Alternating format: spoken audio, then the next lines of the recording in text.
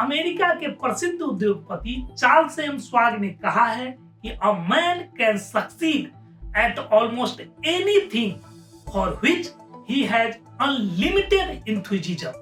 एक व्यक्ति लगभग किसी कार्य में सफल हो सकता है जिसके लिए उसमें असीमित उत्साह हो।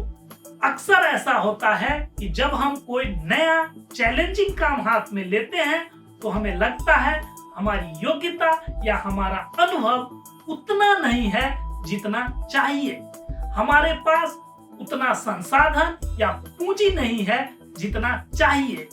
ऐसी स्थिति में हमारा उत्साह ही है जो हमें कॉन्फिडेंस प्रदान करता है और प्रेरित करता है कि आगे बढ़ो, कोई ना कोई रास्ता जरूर मिल जाएगा। बिना उत्साह के कोई भी चैलेंजिंग काम किया ही नहीं जा सकता है। कोई भी काम चैलेंजिंग तभी कहलाता है जब वह आपकी क्षमता से थोड़ा ज्यादा डिफिकल्ट होता है, आप उसे आसानी से नहीं कर सकते हैं। इसलिए जिस व्यक्ति के पास उत्साह नहीं है वह चैलेंजिंग काम हाथ में लेता ही नहीं है, और अगर लिया भी तो बाद में छोड़ देता है।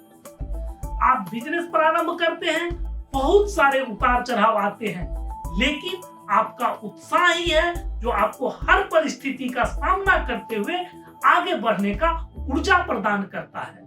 आप सेल्स प्रोफेशन में हैं, बार बार क्लाइंट का रिजेक्शन सुनकर आपका मनोबल गिर जाता है, लेकिन आपका उत्साह ही है जो आपको प्रेरित करता है कि एक बार और प्रयास करो। जब आप बार बार प्रयास करते हैं तो सफलता मिलती ही है। किसी ने कहा है कि जीतने वाले योद्धा और हारने वाले योद्धा के बीच बस इतना फर्क होता है कि जीतने वाला योद्धा 2 मिनट ज्यादा युद्ध करता है, और यह 2 मिनट ज्यादा युद्ध करने की क्षमता उत्साह से आता है। अब समय गंवाए बिना ऐसे 5 उपायों पर गौर करते हैं जिसके द्वारा आप अपने अंदर उत्साह हमेशा बनाए रख सकते हैं।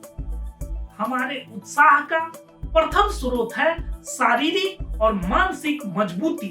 अगर हम शारीरिक और मानसिक रूप से मजबूत होते हैं तो हमारे अंदर उत्साह खुद ब खुद बना रहता है।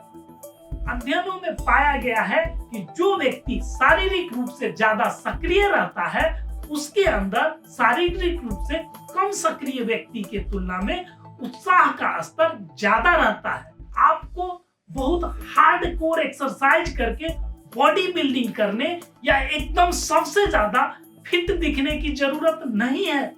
एक सामान्य स्तर का एक्सरसाइज जैसे वॉकिंग, योगा, खेल कूद में भाग लेना, फिजिकल एक्टिविटी में इन्वॉल्व रहना आदि सफिशिएंट है।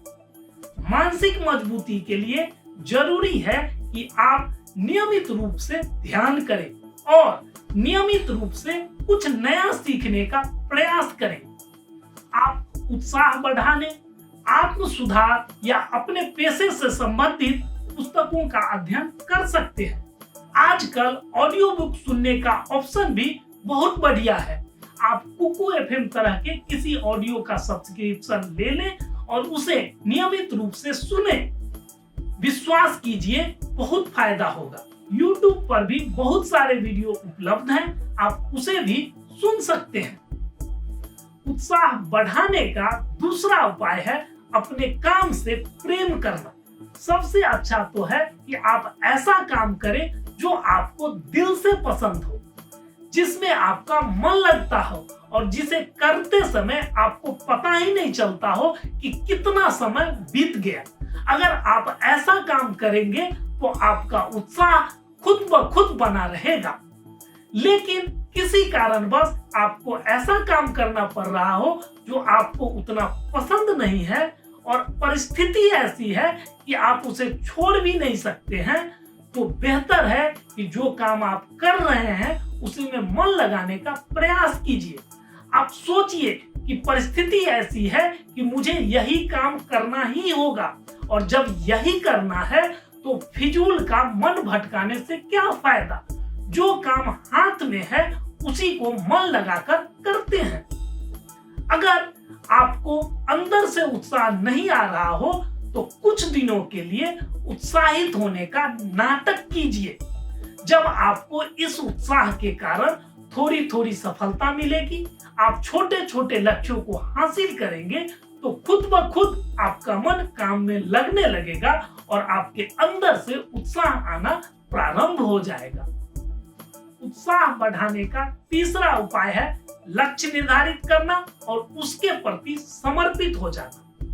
आप अपनी क्षमता से थोड़ा ऊंचा एक अच्छा लक्ष्य निर्धारित करें। यह लक्ष्य ऐसा होना चाहिए जिसे प्राप्त करने के बाद आपको दिल से खुशी मिले। अब इस लक्ष्य को प्राप्त करने का एक योजना बनाएं।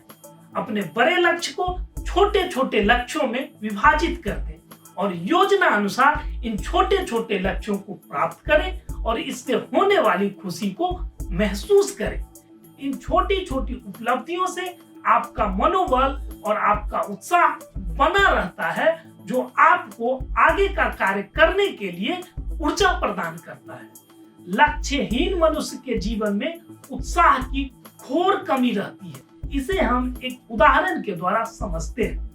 कल्पना कीजिए कि आप अपने एक टैक्सी ड्राइवर दोस्त के साथ टैक्सी से सफर कर रहे हैं। उसे एक सवारी मिलता है और उसे लेकर वह चल देता है।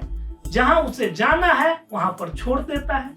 अब फिर उसे एक नया सवारी मिलता है, उसे ले लेता है, उसे अपने गंतव्य स्थान तक पहुंचाता है और इस तरह से यह प्रक्रिया पूरे दिन चलते रहता है। शुरू में तो आपको थोड़ा बहुत मजा आएगा, क्योंकि आप अपने दोस्त से बातचीत करेंगे, उसके साथ थोड़ा हंसी मजाक करेंगे, लेकिन थोड़ी देर के बाद यह सफर बोरिंग हो जाएगा। आपका अब ट्रेवल करने के प्रति कोई उत्साह नहीं बचेगा। आप चाहेंगे कि अब इसे छोड़ करके मैं चला जाऊं। अगर कोई उपाय नहीं है तो मन मार के चुपचाप उसी टैक्सी में उदास होकर बैठे रहेंगे। अब एक दूसरी परिस्थिति का कल्पना कीजिए। आपने भाड़े पर एक टैक्सी लिया है और उस टैक्सी के द्वारा अपने पसंद के टूरिस्ट प्लेस पर जा रहे हैं और वहां जाकर आप बहुत मौज मस्ती करने वाले हैं। अब इस सफर में आपका मूड कैसा होगा? निश्चित रूप से आप इस सफर में बहुत ज्यादा उत्साहित होंगे।